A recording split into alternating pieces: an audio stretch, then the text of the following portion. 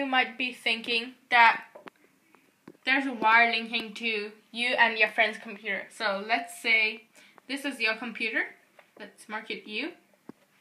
And this is your friend's computer. Let's mark it F.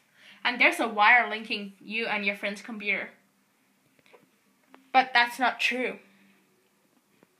Instead, there's a station called the ISP, Internet Service Provider. They are the one who link you to the internet, and that's how you get the internet access. But they're not the one who connect you and your friend together. Let's erase this. So the ISP lets you to the browser, and you want to go to your mail to send an attachment to your friend. So you type HTTP, which is a protocol, and you type www.yahoo.com, and you attach the picture you want to send to your friend and click send, right? But the attachment, the picture doesn't directly go to your friend in one big chunk. It has to go through 4 layers in the TCP/IP stack, each made of bits containing zeros and ones. So the first layer the information has to go through is called the application layer.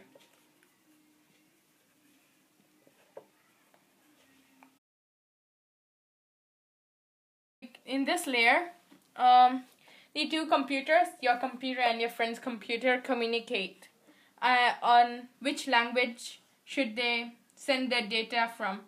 So email client users use protocols such as IMAP, POP, and SMTP. If your computer decides to use POP, these or IMAP or SMTP, this application is ticked. So this layer is basically, do you understand my language?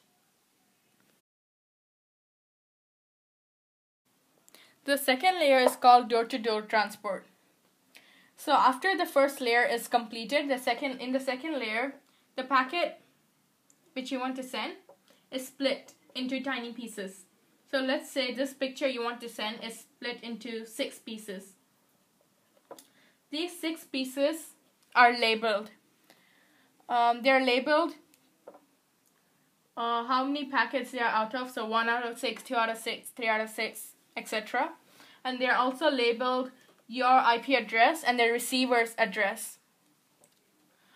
And in this layer, the computers also communicate how fast the sending data can send the data and how fast the receiving data can receive the data.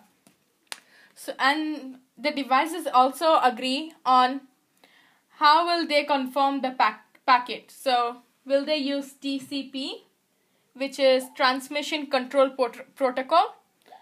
This TCP means like when the packet is received by your friend's computer, the friend's computer sends a message to your computer that the packet is received successfully.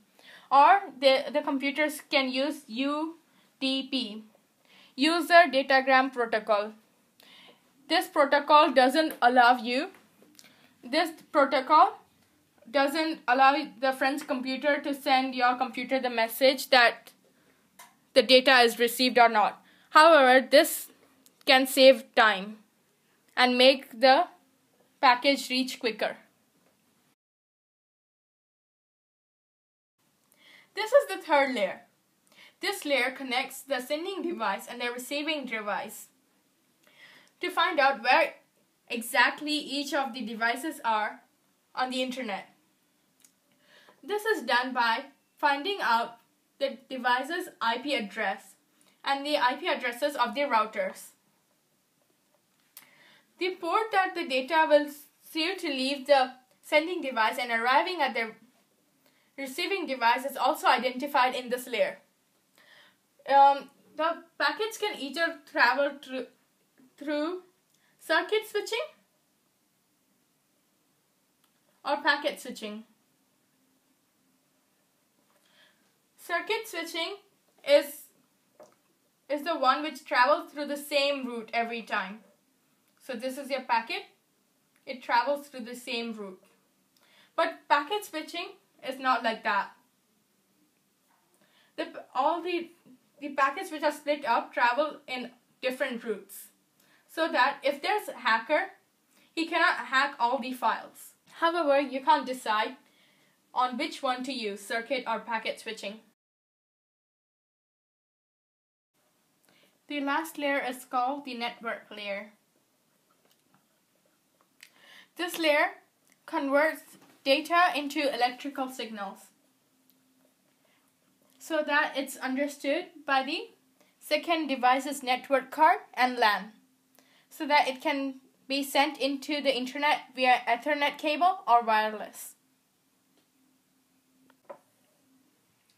So this is how it works, the TCP/IP model. Your computer, and you click send, and a packet goes through the 4 layers: application, and then it goes to transport layer, then the internet, and then the network access layer. Network access. You can imagine this as a chocolate wrapper. So it's like this, and then it goes into 2 layers, and then 3.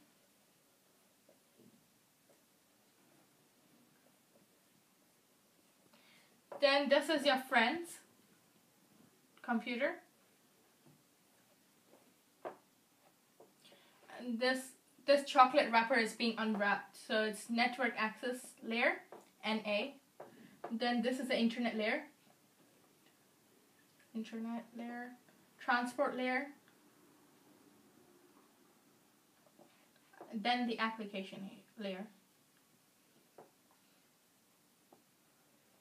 So it goes like that. So you can imagine the chocolate wrapper unfolding itself.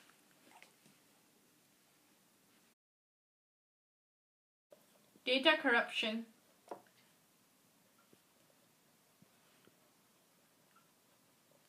Okay, the 4 layers which I explained, application, door-to-door, transport, internet, network, they all have bits containing zeros and ones. As you know, the computer only communicates in zeros and ones. The information contained in each layer is added to the data to be sent as headers and tailors. So they only communicate in zeros and ones. Data corruption. So what is data corruption? Some pieces of packets never make it to their destination. This is because they can either get lost, they can be damaged, or maybe a collision might happen. In this case, the zeros and ones, the headers and tailors, is corrupted. Ones turns into zeros and zero turns into ones.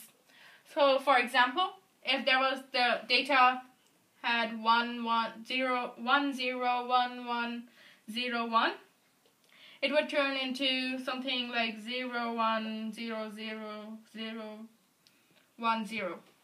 This is called corruption.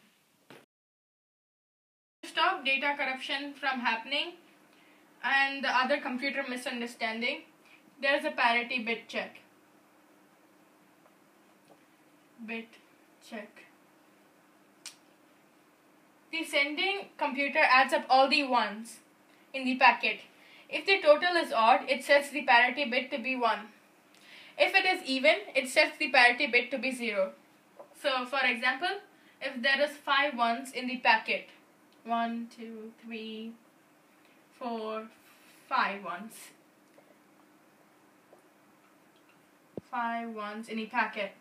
The sending computer does the parity bit check and adds another 1 to make it even. To make it 6 ones.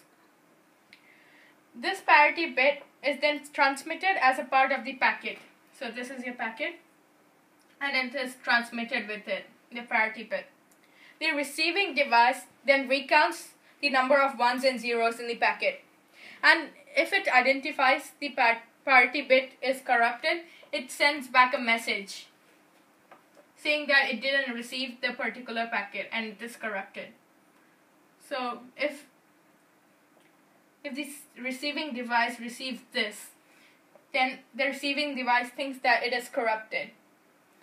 If the receiving device receives anything other than this, it thinks that the data is corrupted.